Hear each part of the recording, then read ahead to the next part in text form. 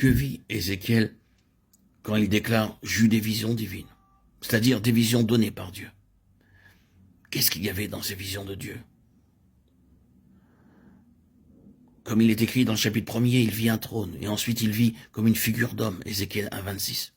Sur le trône au-dessus, il vit aussi une double représentation symbolique de l'administration de ce trône, les chérubins et les roues. Après cela, comme nous savons, il vit une maison, la maison, et il lui fut ordonné de la montrer au peuple d'Israël, 41,10. Il vit la maison dans la gloire future. Il vit le fleuve venant du dessous de dessous le seuil, encerclant l'autel, passant par le parvis et descendant au loin vers le bas en s'élargissant et en s'approfondissant, faisant tout vivre sur son passage. Ézéchiel 43, 10, 47, 1, 9. Ensuite, il vit le pays et l'héritage à posséder, 47, 13, 48, 29.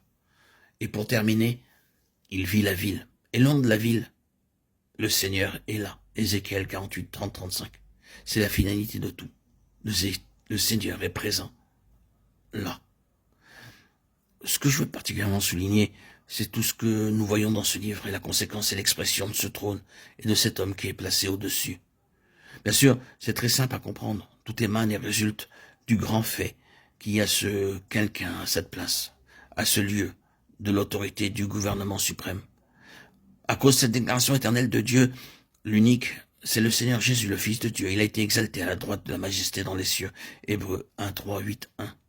Nous voyons couronné de gloire et d'honneur. Hébreux 2, 9. Dieu l'a fait asseoir à sa droite dans les lieux célestes au-dessus de toute principauté, autorité, puissance et domination, et de tout nom qui se nomme Éphésiens 1, 20, 21. Tout procède de là. Si c'est réel, alors tout sera parfait en finalité. Maintenant, tout cela peut nous paraître bien lointain, n'est-ce pas?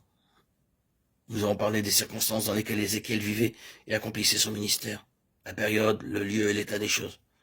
Oui, il était dans une situation très difficile. Mais l'Église est aussi dans une situation difficile. Les choses sont loin d'être faciles aujourd'hui. Il y a maintenant, comme alors, beaucoup de choses qui sont fausses et qui sont néfastes. Qui dira aujourd'hui que la gloire de Dieu imprègne son peuple? L'époque d'Ézéchiel était difficile. Mais ce fut en ce temps-là et dans ces circonstances que cet instrument, sous le gouvernement du trône, fut introduit dans un nouveau mouvement de Dieu. Cet instrument avait saisi la suprématie du trône et de l'homme qui s'y trouve, permettant ainsi qu'au temps marqué toute la situation soit changée et que Dieu ait quelque chose pour sa gloire. La finalité de Dieu, c'est sa gloire révélée. La finalité de Dieu en toute chose, c'est la gloire. Ne faites pas d'erreur dans ce domaine.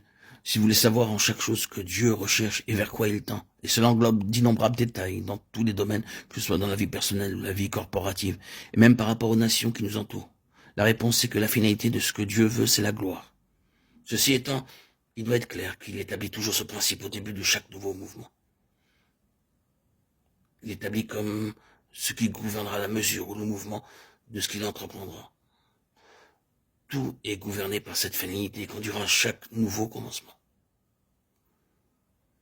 Nous le voyons par de nombreux exemples comme Abraham, Moïse, David, Salomon et bien sûr Ézéchiel.